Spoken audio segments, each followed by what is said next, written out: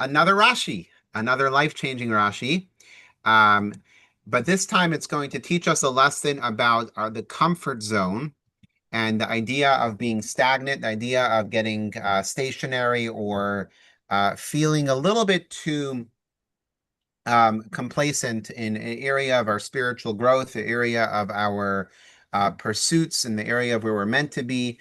Even if we feel that we're in the right place and that we're doing what we're supposed to be doing, sometimes there always has to be a little bit of a nudge, a little bit of a pressure, a sense of urgency when it comes to the increase accomplishments that are waiting for us to accomplish, the increase opportunities that are out there. So we're going to arrive at that message through a very interesting words of the Torah, this week's parsha of Moshe Rabbeinu, where he's reprimanding the Jewish people in a very harsh way for something that really wasn't their fault. So let's preface this. The book of Devarim, book of Deuteronomy, not just this Torah portion of the parsha of Devarim, but the whole book of Deuteronomy, as we know, was given by Moshe himself in his own words. The first four books were dictated word for word by God, by Hashem, and Moshe wrote it down, but it was dictated literally word for word by God. The fifth book was also dictated by God, but it was done in a way for Moshe to absorb it in his own intellect and then repeat it in his own words, which means it's still the Torah of God, it's still God's word. However, it manifested itself in Moshe's mind and Moshe's understanding before it arrived at the Jewish people, Is which there a was, reason for that? Is yes, that because Moses had four books to sort of philosophically understand Hashem's language, and then God said, "Okay, you can take your own notes now," or something? no, no, that's close. The reason is because the purpose of the Torah is to be a partnership between God and man. It's not meant to be God saying, "Here's the entire Torah, take it and do and do it and follow it." The idea of the Torah was for the human being, in this case, the Torah scholars, the sages, the ones who would aspire to be on the high level of character of Moshe Rabbeinu, which would eventually receive smicha, rabbinic ordination from the chain of Moshe, and they would be of that level character to reveal the laws of the Torah and the secrets, the code in how Jewish law is meant to be unveiled, and not just Jewish law, but also the midrashic lessons that we learn from them, the ramazim, the secret codes that we learn from them, and the gematrias and the many other lessons that we learn from them, as well as the Kabbalah, the esoteric, the secrets, the mystical aspects of the Torah that were all given to Moshe at Sinai. However, they were meant to be revealed through the intellect and the intellect that was divinely inspired of the human being, of the sages, of the righteous throughout Jewish history. And that's why it says that every single holy book that was written by one of the sages was written, even though it was divinely inspired, but it was literally given to Moshe at Mount Sinai. It just wasn't revealed until the time that sage actually put it into words and into a book. So, for example, the Rambam, Maimonides, or Nachmanides, or the Arizal, or many of these other sacred texts that we have today were all given to Moshe at Mount Sinai. They just weren't revealed until these sages came on the scene and put them into words using their own intellect and their own words. But because they were of that high character, they were able to combine the divine inspiration with their own intellect and with their own understanding in a way that it could be communicated with the people.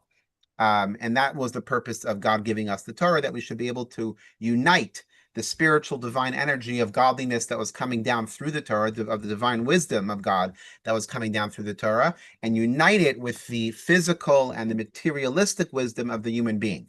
Now, the reason why it can't just be any of us who decide to write a book and say this is given to Moshe at Mount Sinai is because we have to be at a level, both intellectually, spiritually, and characteristically, that we could say that we are divine, that we are actually tapping into the divine inspiration to be able to connect the divine will and the divine the divine purpose with what needs to be communicated to the people. So that's why we can only accept the commentaries and the books that were written by people that were actually of that level. So I'll give you an example. When the Rambam first wrote his book, and this is an interesting foundational piece of Judaism. That's why I'm going to go off track to explain this. It's very important. So when the Rambam wrote his book, the Mishneh Torah, which was basically an overview of the entire Jewish law, it was the first time there was actually another book other than the Talmud that was being elucidated, that was being explained of Jewish law, simplifying Jewish law in 14 books in a way that someone could just study the 5 books of Moses and go straight to the Mishneh Torah of the Rambam in simple Hebrew and simple language without all the back and forth that you have in the Talmud, and simply understand how to observe Judaism, understand Jewish law, understand all the concepts of Judaism. There was a lot of criticism at the time, and there was a lot of challenges, and people felt the Rambam was potentially violating or taking away the study of the Talmud. So they sent people to check in on who the Rambam is, and is this individual legit? And there's a whole story behind that experience. But the point is when they approached the Rambam and when they found him, they obviously realized right away, this is a holy man. This is someone who is up to par characteristically, intellectually, and spiritually, to the point that if they're writing a book, it means it's not just their own gibberish, but it's actually divinely inspired, where they're combining the divine inspiration with their own intellect in the way that God would want them to do, to explain and to bring Torah to the masses in a way that everyone can understand. This is a longer conversation, but I'm just using that as a way to explain the idea of Moshe writing the 5th book, the book of Deuteronomy, because that was a prelude to all the future sages that were going to now take the Torah through the divine inspiration and bring it in a way that the people can understand. But now let's go on to the discussion of the night, which is basically, I'm not going to read all the text over here, but take a look quickly here. Moshe is recapping. This is the beginning of Deuteronomy. Moshe is recapping the journey, the 40-year journey of the people from Mount Sinai. Really, it's from Egypt, but he starts from Mount Sinai all the way to now where they're about to cross the Jordan River. And let's take a look at verse number 6, where it says, where Moshe says, God spoke to us in Chorev. That's really where Mount Sinai, the area of Mount Sinai. It says, you have dwelt long enough at this mountain. You've been here, you hung around here too long. You ever had a guest at your house that just, stayed too long? It was time for them to go. That's kind of what was happening here. And Moshe's telling the Jewish people in verse number 7, turn and journey. It's time to continue. It's time to go. Come to the mountain of the Amorites, and to all its neighboring places in the plain on the mountains and the lowland, and in the south and by the seashore, the land of the Canaanites and the Lebanon, until the great river, the Euphrates River, which was to the point of where they are now, ready to cross into the land of Canaan, ready to enter the land of Israel. And the verses go on to say this: now I'm giving you the land of Abraham, Isaac, and Jacob. Fine. So there's a bit of a hint over here. If you look in verse number 6, look in the Hebrew. I'm pointing to it now on the screen. The word is Rav Lachem.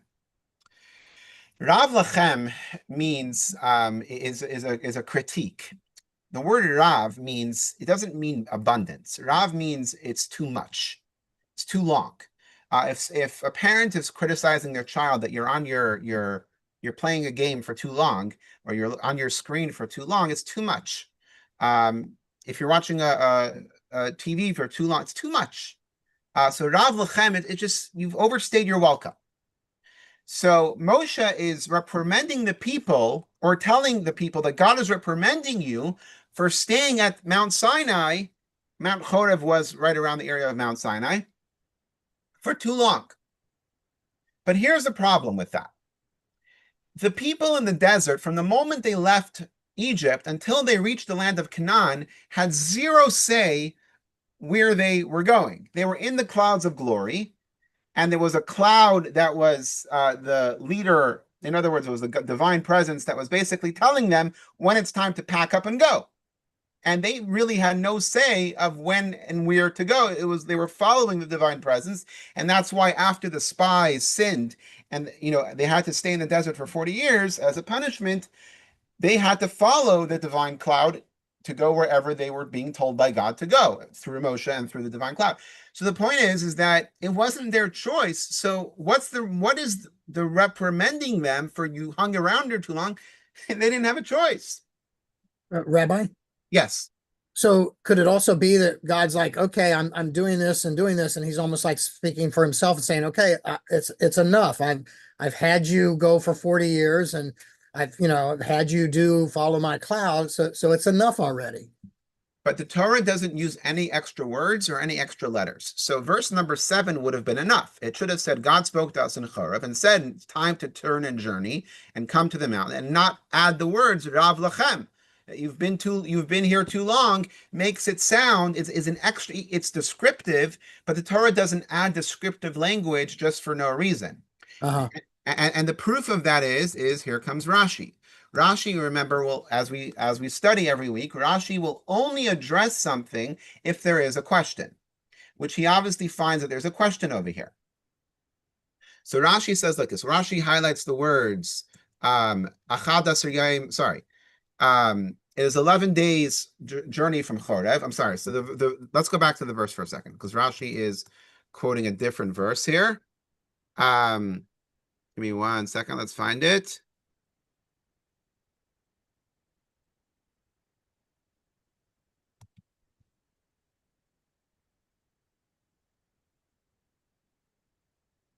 Here. Yeah. In the second verse, it's 11-day journey from Chorah by the way of Mount Seir to Kadesh Barnea. That's when they were ready to enter the land of Israel. So Rashi actually highlights those words to start his commentary. And he says like this. It's 11-day journey from Chorah. Moshe says, see what you have caused. So here's the reprimand. And this, Marvin, will answer your question a little bit. There's no shorter route from Chorev to Kadesh Barnea, which is the direction they should have gone if not for the spies. Then the way through Mount Seir, which is on the way to the land of Israel.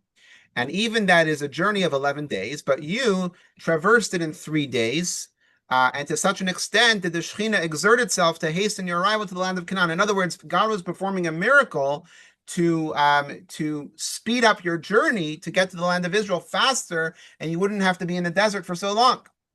But because you have sinned, in other words, because of the spies and because they gave the bad report and they said we can't conquer the land of Israel, so you had to travel for 40 years around Mount Seir, which Mount Seir was the detour that led them for 40 years in the desert, which was because of the spies and because of the sin. This is not the Rashi. This is just the beginning of what we're talking about. 1 second. So now that we know that it was because of their sin that it took 40 years. So now comes the next Rashi, the Rav Lachem. This is the verse that we were talking about, verse number 6. So those words, Rav Lachem Sheves, that you stayed here for too long. So Rashi gives 2 explanations. And remember, Rashi will only address something if there's a question, and Rashi will only give 2 explanations if he feels the first one isn't good enough. So the first explanation, he says, Rav Lachem Kipshutai. Simply, you were here too long. And Marvin, that's exactly what you said. That Rashi was basically, his first explanation is that Hashem was basically saying that you're here too long, it's time to move on. No question, no challenge, no reprimand. It's very simple. You're here too long, it's time to move on. No real problem here. But Rashi is sort of addressing it because it is extra words. So Hashem is elaborating to say that you were here too long. But Rashi brings a second explanation. And remember, Rashi will only bring a second explanation if the first one doesn't do the trick. And here's his second explanation. And that is, there is also an Agadic explanation. Agada means like a midrashic explanation from the sages, that I have given you much greatness and reward for your having dwelt at this mountain. Because you were at Mount Sinai, which is a holy place. What happened during this time that they were at Mount Sinai? You built the Mishkan, the tabernacle. You kindled the menorah, lit up the world with the menorah, and the other furnishings, the other vessels of the tabernacle, which eventually became the vessels of the Holy Temple. You received the Torah on Mount Sinai, All right. So you brought down the wisdom of God into the world, the 10 commandments and the 613 commandments, as well as the entire moral and ethical code of God's wisdom into the world. You appointed a Sanhedrin, which was the justice system, which eventually became the core value justice system for the entire world. Not Jewish law per se, but just the idea of a justice system was impacted the whole world. For yourselves and for captains over thousands of captains of over hundreds. In other words, you impacted the world in a sense of a hierarchy, that it should be a sense of respect for authority, a respect for justice, a respect for fairness. You brought all these good things in the world. So Rav Lachem Shevis is not a criticism, according to this explanation. It's more of a recognition for all that you've accomplished during your time here at Mount Sinai. But even though you've accomplished so much, it's time to move on. So Rashi basically gives two opposite explanations. Now remember, Rashi is here to make it simple. He's here to simplify it for the 5-year-old. Our entire year of classes this year has been dedicated to understanding the deep messages that Rashi is sharing of simplifying the Torah, but also the hidden meaning behind the simplification. So number one is telling us that there's a simple explanation of this, that Hashem is telling them that you've been here too long, it's time to move on, the way Marvin pointed out.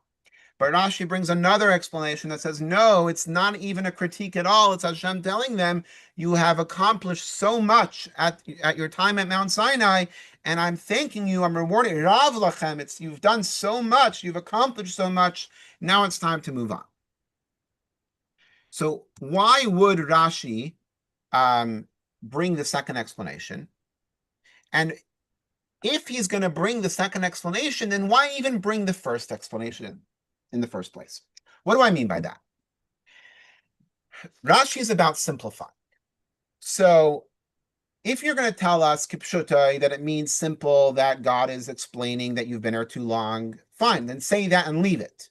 But if you feel it's not good enough, and you have to bring the second one, which is more the complementary one. Let's go back to that Rashi for a second. If you have to bring that second one, just look at this text again over here, the second one. Then just bring the second one, and that's it. Make it about the good. Simplify it to make it about the good of all we accomplished, the positive reinforcement, the uplifting, and the feeling good about ourselves. Focus on that and take away the first one. Why do you have to bring the potentially negative one that God was saying you've overstayed your welcome? Why do we have to include that if you're going to bring the second one? Because they really don't work well together. So either or. Like, don't just bring the second one because you're not sure the first one's a good enough answer. Just bring the second one. And the second one explains it all. Rav Lachem, you've accomplished so much. And if you bring the second one, you're actually answering the question, and it's just able to cover all your bases. Now, the third question is very interesting. This is very typical of the Reba to pick on Rashi in these areas. There are many vessels in the tabernacle. The tabernacle was not just about the menorah. I know that the menorah is a very popular symbol in Judaism, especially, and people like to mention the Arch of Titus in Rome as proof that the menorah existed, even though we don't need that kind of proof. But the tabernacle and the Holy Temple, in the not just in the Holy Temple in Jerusalem, but in the tabernacle in the desert, had so much more than just the menorah. Not just the altar and the table, but also the way it was built. There was so much more than the menorah. Obviously, the menorah was a popular thing, and because of the story of Hanukkah, it became even more popular. But why would Rashi single out the menorah of all the vessels of the tabernacle? Why the menorah? Let's go back to Rashi for a second. And this time we're just going to read it quickly. There's an Agadic explanation. I have given you much greatness and reward for having dwelt at this mountain, for all that you have accomplished. I added those words. You made the Mishkan, which is the tabernacle, which is the general tabernacle, the menorah, and the other furnishings, which he does not mention by name. You received the Torah, and you appointed a Sanhedrin for yourself, and captains over thousands and captains over hundreds. So why just not say the Mishkan and all the furnishings? Why single out the menorah? Why not just mention all the furnishings? The kiyar, the washing basin, which purifies us. That's also special. Why the menorah? So those are the questions on Rashi. Could it be that the menorah is not something of utility, spiritual utility? It was more like it was a Absolutely symbolic. utility. You have to light the menorah. It was a mitzvah to light the menorah every day. So it's not like you're using a cup or a basin because it has a utility. It's like this is like you're lighting it. You're lighting a object that is, it's like it's not like you light it so that you can heat the room. You're not lighting it so you can read the books. You're lighting something, I think, for lack of a better word, spiritually symbolic. It's not like, what's the symbol of a basin? Well, it's to hold liquid, blood, water, whatever. Well, Or yes and no. Well, first of all, everything was symbolic and had yeah, utility. yeah. Everything had. You're not so far off, but the truth is everything had utility and everything had symbolism as well. And most importantly, everything was ordained by God or and commanded by God, and that's what made it important. Right. So Okay. there could be an answer. There is an answer. That's why we're asking the question in the first place. But we're asking the question because we want to understand what is what is Rashi's reasoning. So there is an answer. Okay. So to get to that answer, we're going to focus on the word Rav, which is the word in the Torah that Rashi quotes. The word Rav in Hebrew literally could either mean a lot. It really means a lot. Harbe, the Hebrew word is harbe, which means a lot, but the source of the Hebrew word is Rav. And it could either mean that you have abundance, which in a good way, or it can mean enough, which really I think the on the screen it's not the right word. It means too much.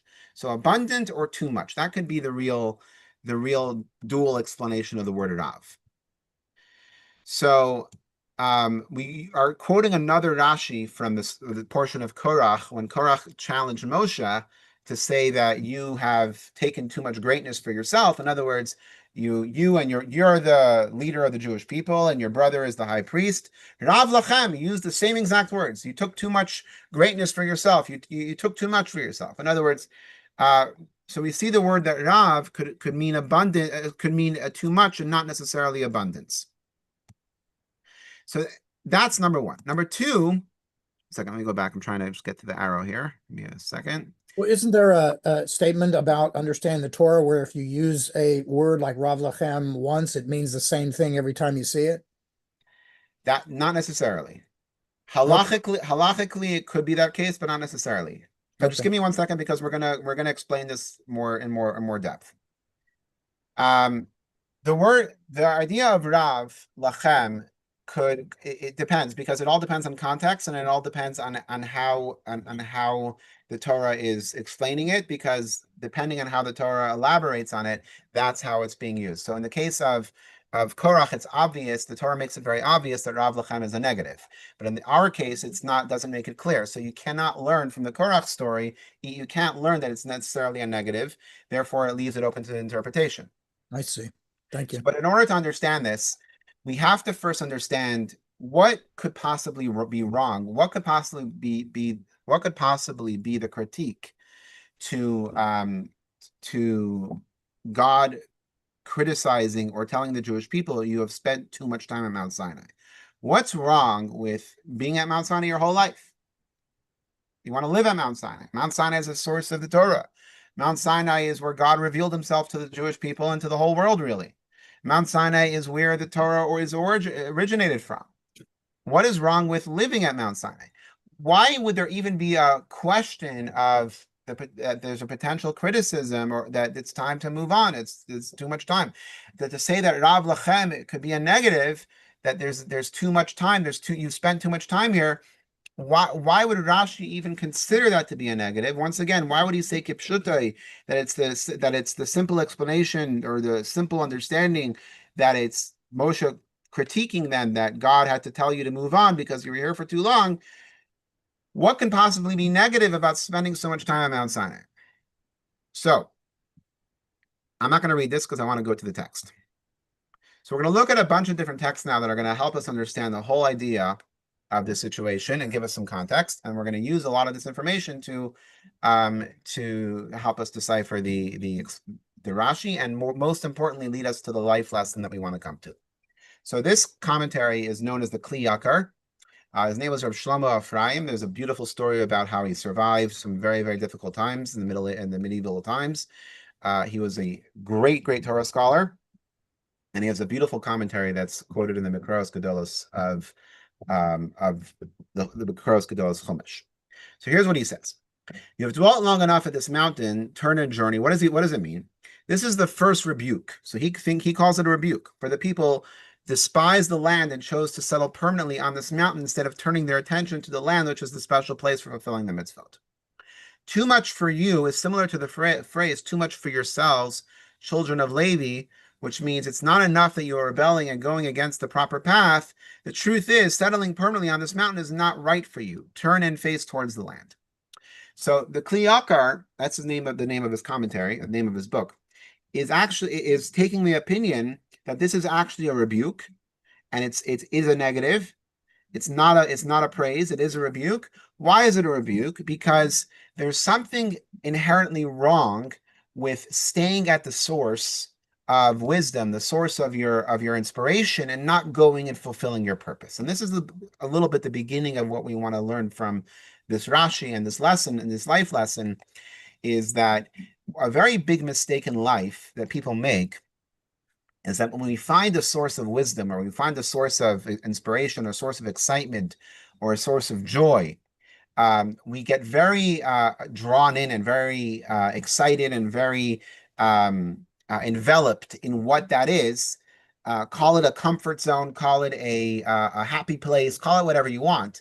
But the point is, we don't like to leave that because we are so what's predictable, or whatever it is, that's where we want to be. And very often we'll prevent ourselves, or we'll stop ourselves from actually going to where we need to be, or where more importantly, where we are needed in order to fulfill our mission and our purpose in life.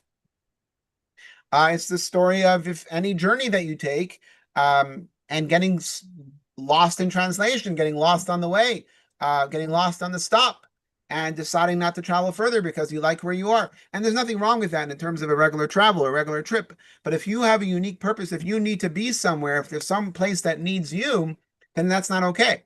Now, there is an idea of going to learn, going to educate yourself, going to take time for yourself to build yourself up, to build a foundation.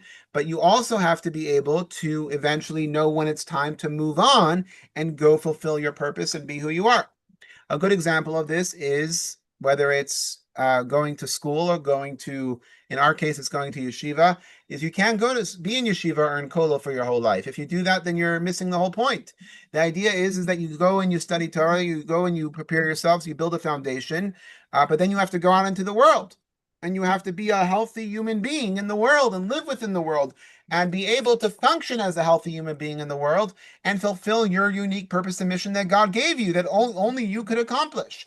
If you decide to hide out in some cave or in some place alone and isolate yourself, then you're missing the point. And that's what the Kli Yakar is pointing out over here, is that the people were getting very complacent in their spiritual enclave of living in the clouds of glory with the spiritual manna coming from heaven. Being able to live off God, basically, and have Torah study straight from Moses and not having to worry about anything. And they didn't want to look towards the land of Israel because that meant they had to actually engage with the materialism. They had to engage with the agriculture. They had to engage with the world, engage with the other nations, engage with life. And why they didn't want that. So this was God telling them, I'm so glad you're happy here, but it's time to go out into the world. It's time to go be a human being. It's time to go and take what you've learned, take God's wisdom, take the inspiration that you have here, and now go and teach, be a light unto the nations. Going further, the Rebbe is now going to also elaborate on this Rashi and on this verse. Here, Moshe wanted to explain to the Jewish people the progression of events, starting from their situation at the time of receiving to the Torah until the current situation on the other side of the Jordan. He emphasized that in truth, the Jews should have entered the land of Israel right after Mount Sinai. In other words, they received the Torah. They were 11 days from the land of Israel. That's when they sent the spies. Shortly after being at Mount Sinai, it was only because of the sin of the spies who gave that negative report and said, we can't conquer the land, we should go back to Egypt. They were delayed for the 40 years in the desert for so long. Therefore, it must be pointed out that even back then, when the Jews were still at Mount Sinai, God told them that they should go straight to the land of Israel, that they were not meant to hang out in the spiritual desert and the spiritual Mecca of Sinai. They were meant to go and straight into the land and straight into the world. The Rebbe continues, based on this, it is clear why the verse says you have dwelt long enough at this mountain. It emphasizes how strongly God wishes for the Jewish people to immediately enter the land of Israel, despite the great merits that came from their stay at Mount Sinai. Gathering there too long without moving forward was too much. So, what Rashi, I'm going to prelude now what Rashi is trying to say. And it's going to be on the screen here, but I want to speak it verbally first and try to make sense of it. There's a dual meaning to the word Rav in this case, and that's why you can't compare to the other case of Korach. With Korach, it was all negative. With Korach, it was you've taken too much power, too much honor for yourself. That was all negative. That was not the it was a negative inclination. But the word Rav in this case has a dual meaning. And Rashi feels or felt that you cannot understand this verse without understanding both potential meanings, because they actually do support each other in this case. Why do they both support each other?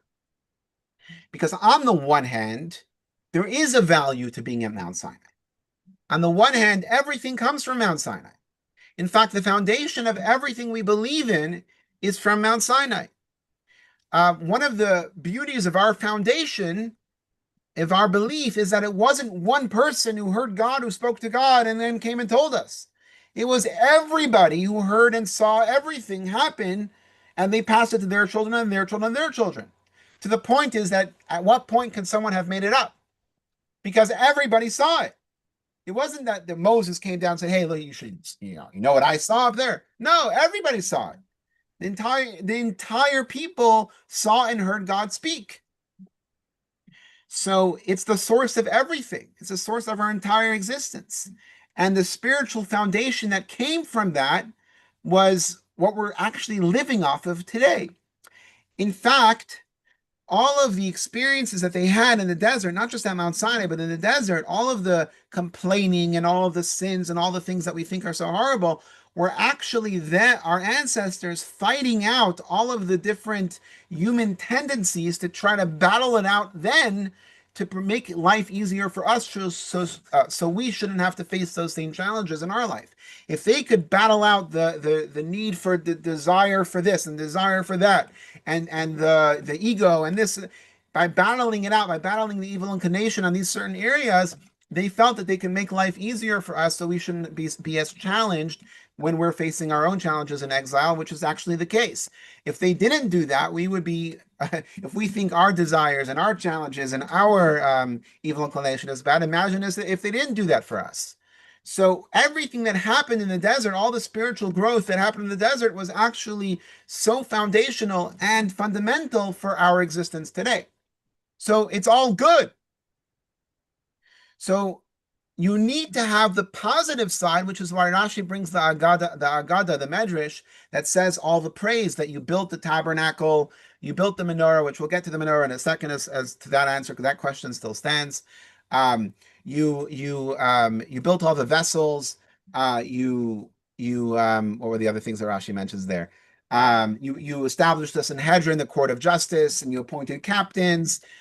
All of the spiritual accomplishments that you had at Mount Sinai, God is praising them for, because we have to recognize the value of the people being at Mount Sinai, and you cannot appreciate this verse of Rav Lachem, that you have an abundance of being here at Mount Sinai, without appreciating those accomplishments. However, Rashi does not want to just bring that second explanation without bringing the word kipshutai, that there is some rebuke here, because one of the biggest traps, the spiritual traps that we could fall into, is complacency.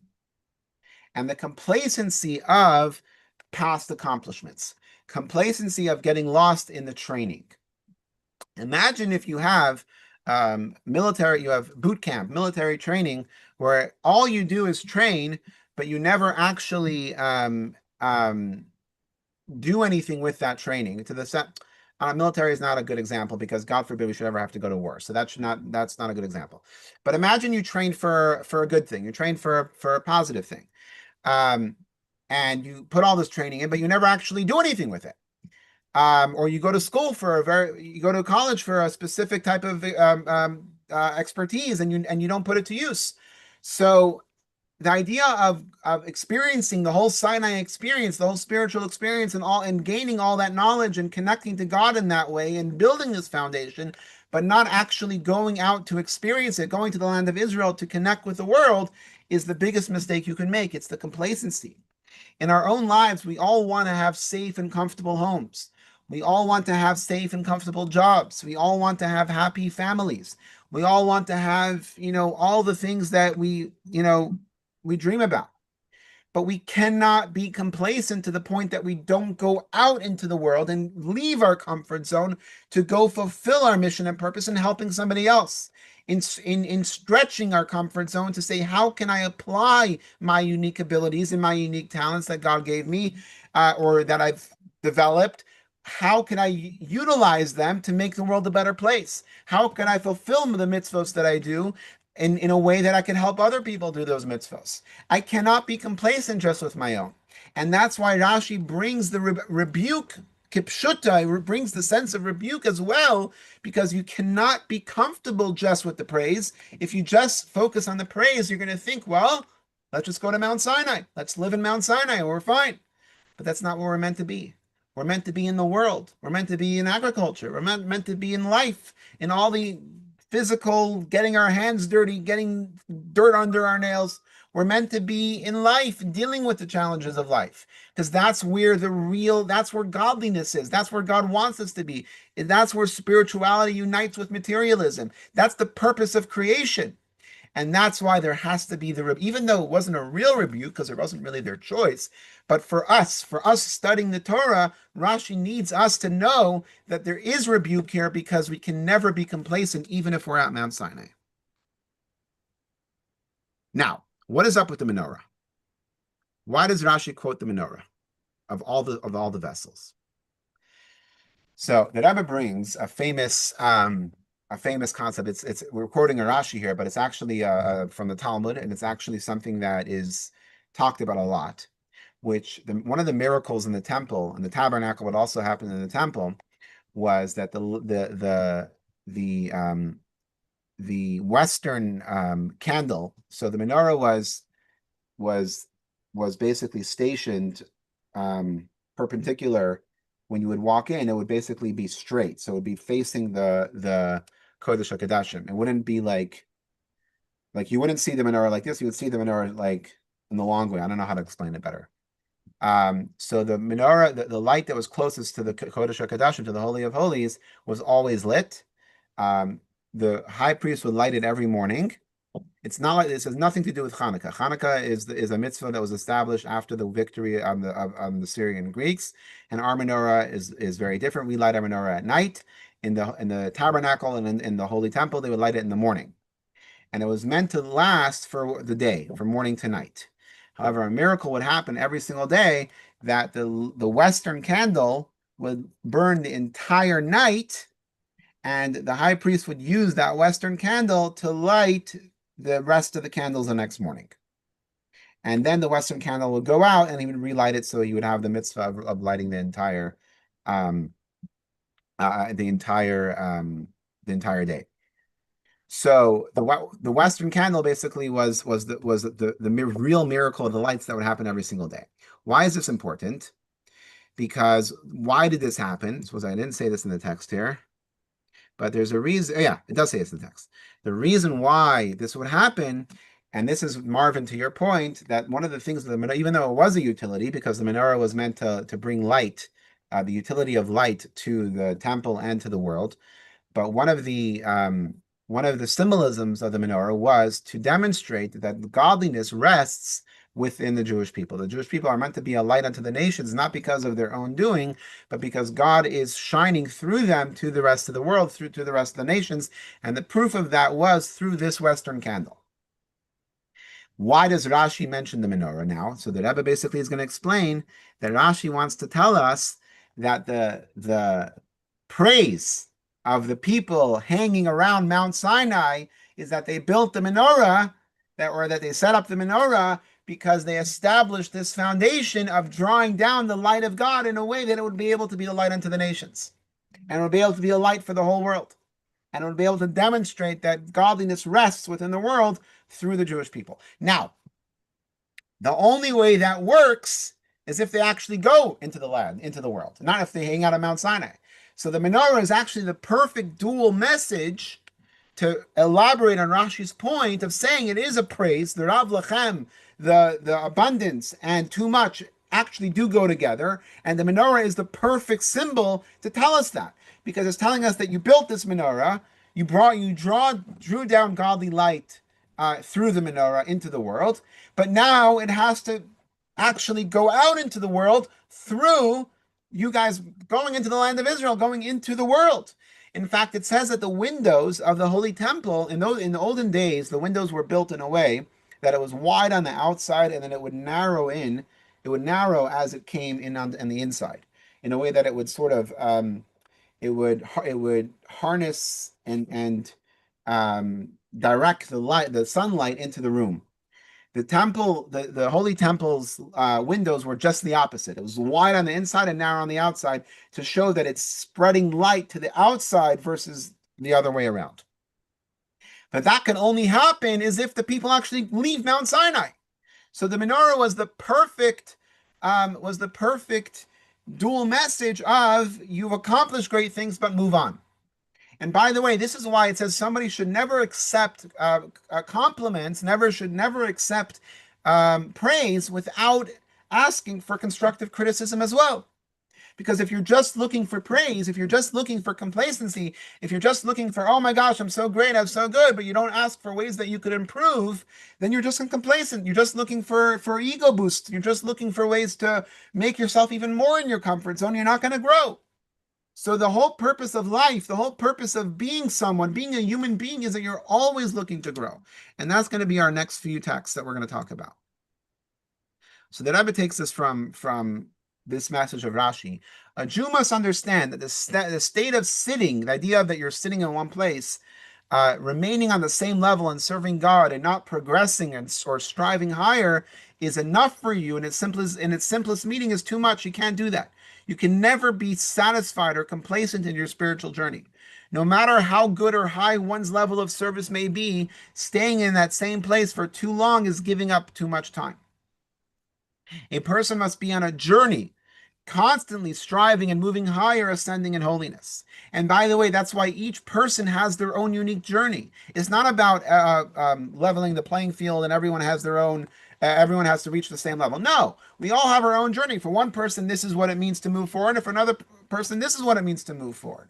And that's the core of what it means to grow in our own way, is that we're always progressing. How much we're progressing, that's up to you. But the point is we always have to be moving forward. We can never be complacent. And this is what separates a human from an angel.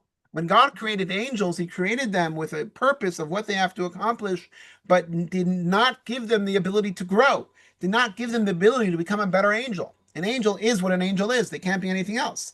A human being was given the gift to grow into be better, to be more, to be greater, to be stronger, to be healthier, to be more spiritually sound, to be more connected to God. And we always have to be continuing on that journey. This is a quote from the Talmud. And this is an interesting, we're going to actually see a commentary on this, but Rashi says in the name of Rav. Interesting. Rav is actually not his name. Rav means rabbi in Aramaic. But it's also the word of the Torah portion, which Rav, in one case can mean abundance, greatness. In other case, it can mean too much. And here's what he says. Torah scholars rest neither in this world nor in the world to come. Torah scholars can never be complacent. In other words, you can never stop. You can never think you've done it. You can never think that you've achieved it. And the world to come, by the way, I've studied Chassidus, and it says in the world to come in the Garden of Eden, you're always growing. There's always levels. There's higher and higher, getting closer and closer, getting higher. The godliness is our Ein Sof. It's a light that never ends. There's always room to grow. As in both worlds, they are constantly progressing. As it is stated, they go from strength to strength. Every one of them appears before God in Zion. In other words, they're always Zion, meaning the essence of God, and reaching the essence of God is a constant journey. And the Maharal of Prague gives the Kabbalist, the Maharal of Prague gives an explanation on this piece of Talmud. The Talmud doesn't mean to say that Torah scholars have no rest. Obviously, they do. What it means is that the level of a Torah scholar is never fully complete. You've never reached it. You've never made it. The intellect does not reach a state of perfection because there's no end or limit to understanding. Once a person grasps one thing, it is always possible to understand more, and therefore the intellect never reaches completion. And by the way, this is not, I mean, we're talking Torah scholars because this is a Torah class and we're studying Torah here. This is true of anything, is that if you really want to grow, if you really want to accomplish something, if you really want to make a difference, if there's anything that you're passionate about, there's no end, and there never should be, because you always want to grow. You never want to reach a point and say that you've made it. It's enough. Now, the Maharal goes on over here, and this message right here is actually one of the most foundational pieces of psychology, of human life, of everything. And if people would focus on this more, it would change people's lives. God created us. I added that, but this is pretty much what he's saying. A person was created to work, not to rest. We were naturally DNA, we want to work. That's why retirement is very hard for people sometimes, because sometimes people have a very hard time if they don't have what to do or keep busy. It can be very difficult. We're meant to manifest our potential always without ever stopping. This is the natural order of creation. Everything was created to be whole, not lacking. A person can't reach that sense of wholeness unless they're fully engaged and active. This is what true completeness looks like. Always in motion, constantly bringing potential into action. It is like the sky, which is always moving and never comes to rest.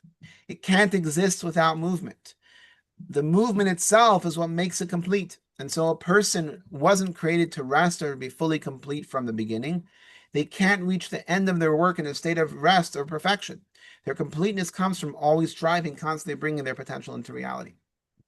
And by the way, there are many I don't want to go too much into this, but there are many talks or ideas for people that are going to retirement that we age from stop doing versus stop doing because of aging. In other words, I know that there's a lot to that. I'm not trying to imply anything, but we always have to be looking to keep busy and always looking to engage our minds, engage our actions, and always be looking to keep our potential fully engaged as best as we physically can, because that's what we're created for, and that's what God and as best as we physically can is the key word. But it's something we should always try to focus on, because that is what makes us complete. That's what makes us whole, and that's what makes us happy. And this is the Maharal of Prague, by the way, lived in the 1500s. This is more from a more recent rabbi. His name is Rav Kook. He lived in the early 1900s. And here's what he said. Pleasure is connected to everything according to its nature. The completeness of active power is that nothing can prevent or block them from carrying out their function. Resting from action goes against their nature and purpose. For Torah scholars who are influenced by their own strength and stand ready to influence and guide others, this is the essential nature of their souls, to be active. Therefore, their pleasure and fulfillment come only from constant and ongoing action. That is why the ultimate enjoyment for them is the continuous movement and action that never stops. They go from strength to strength, which could be true of any profession or anything. And once again, this is why Rashi wants us to know that even with all the praise and all the positivity and all the positive reinforcement of Mount Sinai, we have to remember that we can't be complacent. We have to move on. And that's why Hashem said it's time to move on, even though it wasn't up to them, but they still had to move on. They still had to take the next steps to go to the land of Israel. A person is called a mover. This is the difference between a person versus this is from the Vilna Gaon. That a person is called a mover. We are mahalech. We're always moving, because they must always move from one level to the next. If we're not moving, if we're not rising, then we're fall. Heaven forbid, because it's impossible to stay on one level forever. We cannot. If we think we're being complacent, if we think we've made it, then unfortunately we don't realize it, but we might be falling. And we'll finish off. A person is called a mover, as the verse says, "And I have given you a mover amongst those who stand." From Zechariah, it also says the path of life is upward for the wise to turn away from the grave below, is to keep on moving upward. Standing still is not for a person, like the angels who are called standers, because they don't have the ability to grow. Because whenever a person innovates something new in the truth of the Torah, they rise higher, as the verse says, for one day to the next he utters speech. But if heaven forbid he or she turns away from this, they fall. That's why it says to turn away from the grave below, because if they don't rise, they naturally fall. This is why a person is called a mover. And now we can explain what Rabbi Yossi said in the Talmud. I have never spoken a word and then gone back on it. When Hashem grants the person to rise through the levels of Torah and to innovate on it, they must be very careful not to turn back. He's talking about a sense that he always makes sure that he improves his speech and improves his ability to communicate and not go backwards, but always move forward. And a righteous person is called a mover, while an angel is called a stander. As it says, I have given you walks among those who stand. The reason for this is that a person moves from one level to the next, as our sages say. As scholars grow older, their understanding becomes more settled, but angels stand on the same level forever. I want to share a quick story from the Rebbe. There was once a professor who was in the Soviet Union who, because of his position, was able to accomplish a lot for the Jewish community, the Jewish underground, who were keeping Judaism alive under the horrible, horrific communist Soviets who were oppressing all religion, including Judaism. And he was keeping Judaism, helping keep Judaism alive. And one time he was meeting with the Rebbe, and he was asking the Rebbe, what does it take? Obviously not Chabad, I'm not Lubavitch. What does it take to be considered a chassid? What does it take to be considered a follower of yours? And the Rebbe gave a beautiful answer, and he said, anyone who at the end of the day can say, I accomplished something more than I did yesterday, is someone I'm proud to call a follower of mine. So what we should try to take away from this Rashi, telling us that, with all the praise of what they've accomplished at Mount Sinai, as foundational as it was, as fundamental as it was, as important as it was, what we need to remember is that we should always try to add something, always try to do something more. It can be a little thing, it can be a very small step, but we should always try to take that step and make sure that we're always moving forward instead of backwards, God forbid. And by the way, speaking of the menorah, one of the reasons why in Hanukkah we follow the law of Beis Hillel, which means we on the first night we light the first candle and then we add a candle every night, is to teach us that every night we have to add a little bit. We don't try to light the whole menorah the first night. We add a little bit every night because we always have to try to add just a little bit more light, a little more thin, try to do something a little bit better, a little bit more, improve a little bit. Take one step. And by taking one step, that's how we can really make the difference. So let us hope that we could continue adding and we can be rewarded finally with the coming of Mashiach, as it says, these 9 days, which culminate with Sunday, the 9th of Av, the saddest day of the year, that these 9 days are considered sad days, but when Mashiach comes, they will be transformed to the happiest days of the year. May it happen speedily, even before the 9th of Av, even before Tisha B'Av. So Shabbat Shalom. I want to thank you all for joining, and you're welcome to unmute yourself if you have any questions. Shabbat Shalom. Yeah, Rabbi, I can I